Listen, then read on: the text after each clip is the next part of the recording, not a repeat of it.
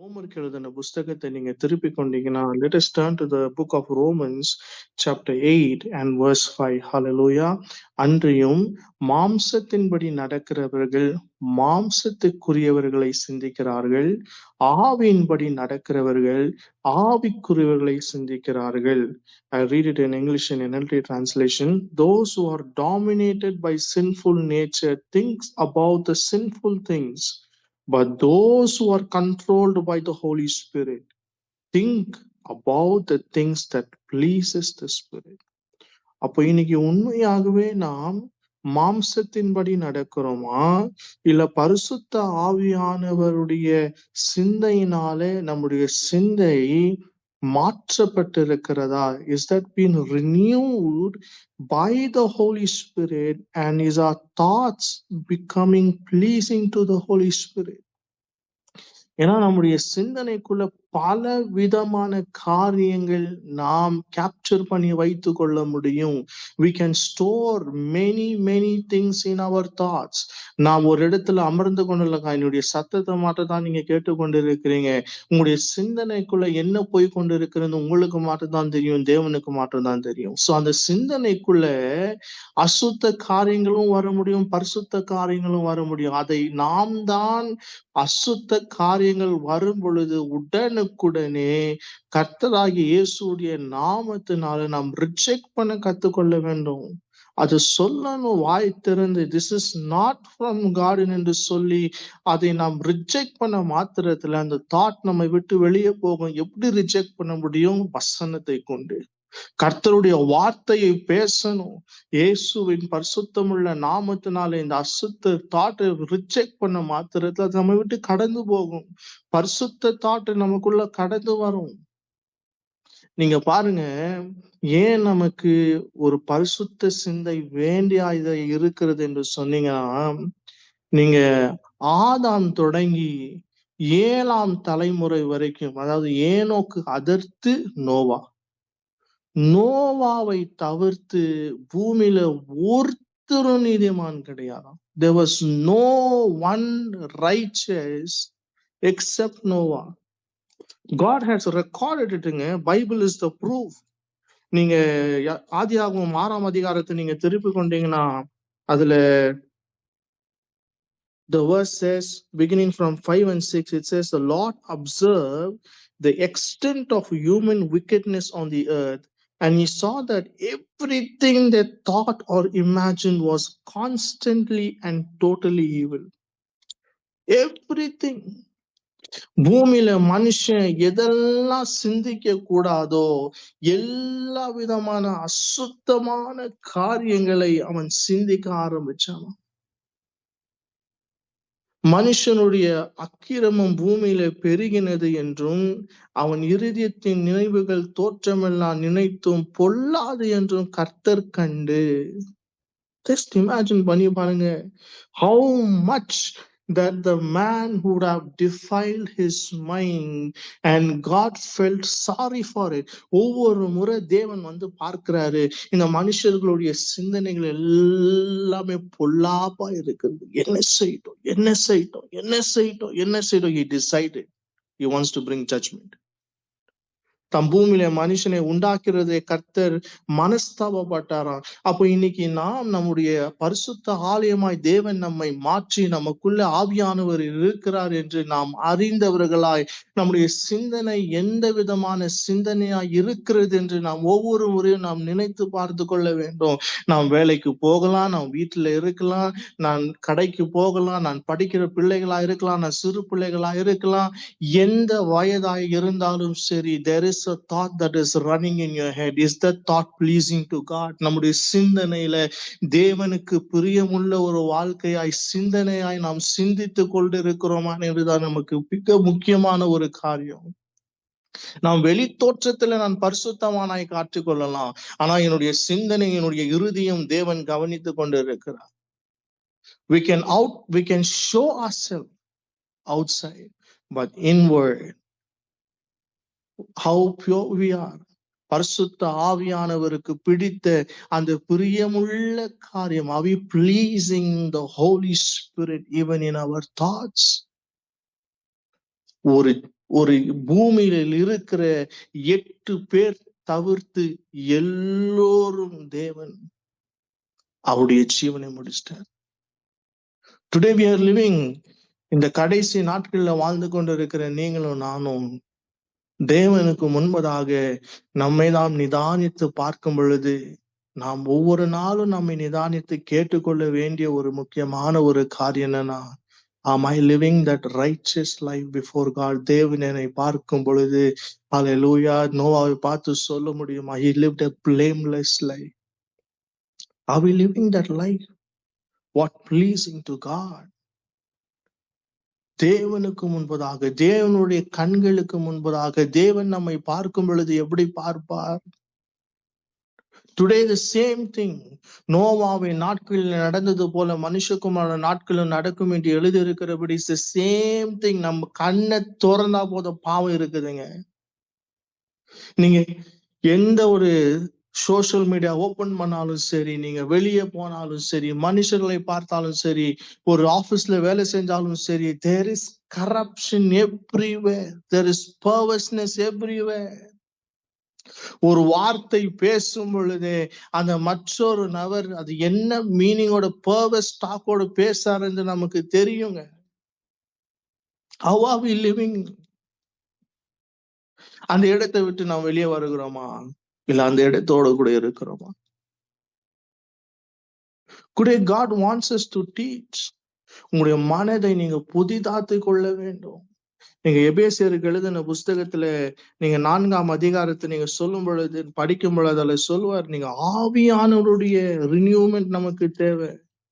Just turn to the book of Ephesians chapter 4 and verse 23. It says, instead let spirit renew your thoughts and attitudes. உங்க மனதை புதிதாத்து கொள்ள வேண்டும். It's the essence. ஏன் அந்த எசன்ஸா இருக்கிறது? God wants our whole spirit, mind and body to be holy. நாம் ஆராதித்து கொண்டு இருக்கிற தேவன் அவர் பரிசுத்தமுள்ள தேவனுங்க. அவர் எல்லா இடத்திலும் பரிசுத்தத்தை விரும்புகிறார். முதலாவது தேவனுடைய ராஜ்யத்தையும் அதை நீதியும் தேடும் பொழுது உங்களுக்கு எல்லாவற்றும் கூட கொடுக்கப்படும். உணவை குறித்தோ, வஸ்திரத்தை குறித்தோ, எதிர்காலை குறித்தோ, நாளையை குறித்தோ, இட்ஸ் நாட் ஃப்ரம் காட். உங்களுடைய எதிர்காலத்தை தேவன் தீர்மானித்து வைத்திருக்கிறார். நீங்க எங்க இருக்க வேண்டும், என்ன செய்ய வேண்டும், God knows everything about you. ஆனா இந்த சிந்தனைக்குள்ள ஏன் நமக்கு அந்த உறுதியான ஒரு காரியம் நம்பிக்கை வராமல் இருக்கிறதுனா, our minds are always filled with the things of this world and not with the things of God. நீங்க கொலோசியர் எழுதின புஸ்தகம் 3ஆம் அதிகாரத்துல நீங்க 1ஆம் வசனத்தை நீங்க வாசிச்சீங்கன்னா, அங்க பவுல் எழுதுவார், கொலோசு பட்டணத்தில் இருக்கிறவர்களுப்பா, உங்க வாழ்க்கை ஏற்கனவே நீங்க மரிச்சு போயிருக்கிறீங்கப்பா, கிறிஸ்துவுக்குள்ள நீங்க மரித்து இருக்கிறீங்க. நீங்கள் கிறிஸ்துவோடு கூட எழுந்திருக்கிறதானால் கிறிஸ்து தேவனுடைய வலது பாசத்தில் வீட்டிருக்கும் இடத்தில் உள்ள மேலானவைகளை தேடுங்கள், பூமிக்கிறவர்கள் அல்ல. So our life, our mind should always think about the things of heaven, where Jesus is, where we are seated with Jesus. உங்களையும் என்னையும் தேவன் ஏதோ இந்த பூமியில ரட்சிக்கப்பட்டோம், நாம் இந்த பூமியில ஒரு வாழ்க்கையை வாழ்ந்து கொண்டிருக்கிறோம், அதற்காக ரட்சிப்பு கிடையாது. ரட்சிக்கப்பட்ட நீங்களும் நானும் சிந்தனை எல்லாமே பரலோகத்தில் இருக்கிற சிந்தனையுடையவர்களாய் இருக்க வேண்டும் என்று தேவன் விரும்புகிறார். Let us renew our mind. வசனத்தை படிங்க. கர்த்தருடைய வார்த்தையில் இருக்கிற வசனத்தை உங்க இருதயத்துல ஆழமா நீங்க மெமரைஸ் பண்ணி வச்சுக்கோங்க. ஒவ்வொரு சுச்சுவேஷன் வரும் பொழுதும், உங்க மனதுல ஒரு போராட்டம் வரும் பொழுது, அந்த வார்த்தை உங்க நாவினால் அறிக்கை பண்ணி பாருங்க. ஒரு பலவீனம் வருதா, சொல்லுங்க, ஆண்டவர் என்னுடைய சரீரத்துக்குள்ள அவருடைய தலைமுழா நான் சுகமாகிறேன் என்று 1 பேதுரு 2:24 எழுதியிருக்கிறபடி நான் விசுவாசிக்கிறேன். ஆண்டவரே நீங்க சுமந்து தீட்டுத்தீங்க என்று. உங்களுக்கு சமாதானம் இல்லாமல் இருக்கிறதா? உலகம் கொடுக்கிற சமாதானம் அல்ல, நான் உங்களுக்கு சமாதானத்தை கொடுக்கிறேன் என்று சொன்ன ஒரு வாக்குத்தத்தம் பண்ணினாரு. அந்த வாக்குத்தத்தத்தை பேசுங்க. உங்க பிள்ளைகள் கர்த்தரால் நடத்தப்படுவார்கள் விசுவாசிங்க. சொல்லுங்க. வசனத்தை நாம பேசாம அந்த மனதுக்குள்ள இல்லாமல் இருக்கிற காரணத்தினாலதான் நம்முடைய மனம் அலை மோத விடுகிறோம். We live our minds with as if we don't have a hope. இந்த எல்லா வாக்குத்தத்தங்களும் தேவன் நமக்கு கொடுத்திருக்கிறது சும்மா ஏதோ படிக்கிறதுக்கு நல்லா இருக்குது அப்படின்னு சொல்வதற்காக இல்ல. நீங்க ஒவ்வொரு வாக்குத்தத்தையும் உங்களுடைய வீட்டுக்காக, தனிப்பட்ட உங்க வாழ்க்கைக்காக, உங்க பிள்ளைகளுக்காக, குடும்பத்திற்காக, உங்க பரிசுத்த வாழ்க்கைக்காக, நீதியின் வாழ்க்கைக்காக, ஆவியானுடைய நடத்துதலுக்காக நீங்க ஒவ்வொரு காரியத்தையும் நீங்க வசனத்தை வைத்து நீங்க வசனத்தினால் உங்க வாழ்க்கையை நீங்க புதுப்பித்துக் கொள்ளும் பொழுது கிறிஸ்து இயேசுவோடு கூட நடக்கிற அந்த ஆவியானவரோடு இருக்கிற பிரியமுள்ள ஒரு வாழ்க்கையை நீங்க பிடிச்சு கொள்ள முடியும். You can hold on to that excellent life. ஏதோ சாதாரணமாய் வாழ்ந்து சாதாரணமாய் இந்த பூமியில போய் வாழ்ந்தோம், வந்தோம், குடும்பத்தை ஆரம்பித்தோம், குடும்பத்துடைய பிள்ளைகளை பார்த்தோம். மறிக்கிறதுக்காக தேவன் உங்களையும் வைக்கல. உங்களையும் என்னையும் தேவன் வைத்திருக்கிறது எதுக்கு தெரியுமா? பிசாசனுடைய ராஜ்யத்தை அழித்து கிறிஸ்து இயேசுடைய ராஜ்யத்தை இந்த பூமியில ஸ்தாபிக்கும்படிக்காக உங்களை என்னையும் திருச்சபையாக தேவன் வைத்து நம்மை அவர் அழகு பார்த்து கொண்டிருக்கிறார். So let your thoughts renew in this. உங்களை என்னையும் பார்க்கும் பொழுது பிசாசு பயப்படுவான். ஏன் தெரியுமா? நீங்களும் நானும் ரத்தத்தினால கழுவப்பட்டு மீட்டெடுக்கிற பிள்ளைகளை அவனுக்கு தெரியும். ஆனா நமக்கு அந்த நம்பிக்கையே கிடையாது. பிலிப்பியருக்கு எழுதின புஸ்தகம் 4ஆம் அதிகாரத்துல 8ஆம் வசனத்தை நீங்க வாசிச்சீங்கன்னா பவுல் அங்க ஒரு காரியத்தை நம்மளுக்கு கொடுப்பாரு, ஒரு ஆலோசனை கொடுப்பாரு. கடைசியாக சகோதரரே, உண்மை உள்ளவைகள் எவைகளோ, ஒழுக்கமானவைகள் எவைகளோ, நீதி உள்ளவைகள் எவைகளோ, கற்புள்ளவைகள் எவைகளோ, அன்புள்ளவைகள் எவைகளோ, நற்கிருத்தி எவைகளோ, புண்ணியம் எதுவோ, புகழ் எதுவோ அவைகளையே சிந்தித்து கொண்டிருங்கள். Now dear brothers and sisters, one final thing, ஒரு முக்கியமான ஒரு காரியத்தை சொல்றாரு. Fix your thoughts on what is pure, honorable, right, pure, loving, admirable. Think about these things are excellent and worthy of praise. Today we have to shift your thoughts, shift it from the world. உலகம் பார்க்கிற விதமாய் தேவன் உங்களை என்னையும் பார்க்காதபடிக்கு உங்களையும் என்னையும் தேவன் பார்க்கும் பொழுது கிறிஸ்து இயேசுக்குள்ள நம்மளை வைத்து அழகு பார்த்து கொண்டிருக்கிறார். உங்களுடைய சிந்தனை எல்லாம் கிறிஸ்துவனுடைய சிந்தனையாய் மாற கடுவது. நீங்க பார்க்கும் பொழுதெல்லாம் வசனம் என்ன சொல்லுது என்னை பத்தி, என்னுடைய வாழ்க்கையை பற்றி வசனத்தினோடு கூட நீங்க உங்களுடைய வாழ்க்கை ஒரு ஒப்புவாக்கை கொண்ட பொழுது, when you just get united with that God's word, you are walking co-related with God. The Holy Spirit will give you the remembrance. ஒவ்வொரு முறையும் உங்க வாழ்க்கையில உங்களுக்கு ஏதாச்சும் கஷ்டமான வழியில வந்தா கூட God will help you. இன்னைக்கு நாம் செபிக்க முடியாதபடிக்கு எத்தனை பலவீனப்படுறோம் தெரியுமா? எதுக்கு தெரியுமா? Most of the time we think that we can pray on our own strength. We cannot. We always have to depend upon the Holy Spirit. ரோமர் 8:26 படி உங்களுடைய பலவீனங்களில் உதவி செய்கிறவர் அவர் ஒருவர் தான். உங்களை பலப்படுத்துவார்.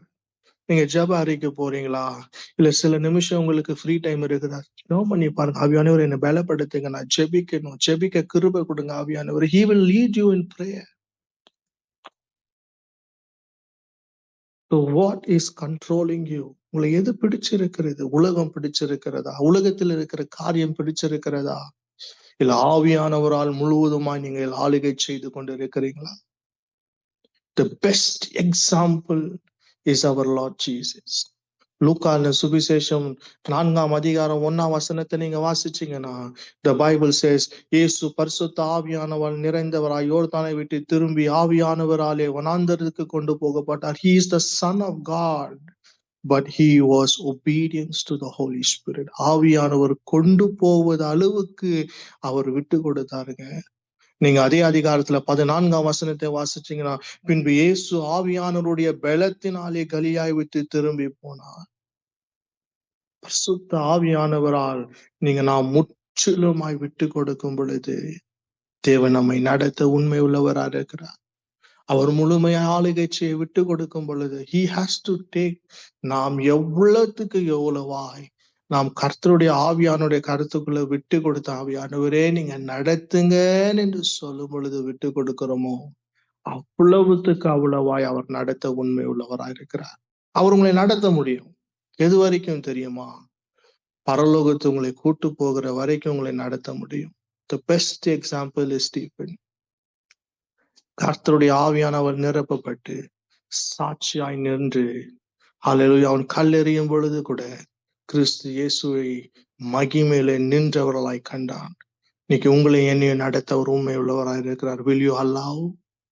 உங்களை 100% ஆவியானவரே நீங்க என்னை நடத்துங்க என்று சொல்லும் பொழுது உங்களை பியூட்டிஃபுல்லா நடத்துவார், சத்தியத்துல நடத்துவார், கிறிஸ்து இயேசுவை மகிமைப்படுத்துகிற பாத்திரங்களாய் மாற்றுவார், உங்களை உருவாக்கி வணைந்து தேவனுக்காக நடத்துவார். He will come to do only one thing, to lift up Jesus in your life.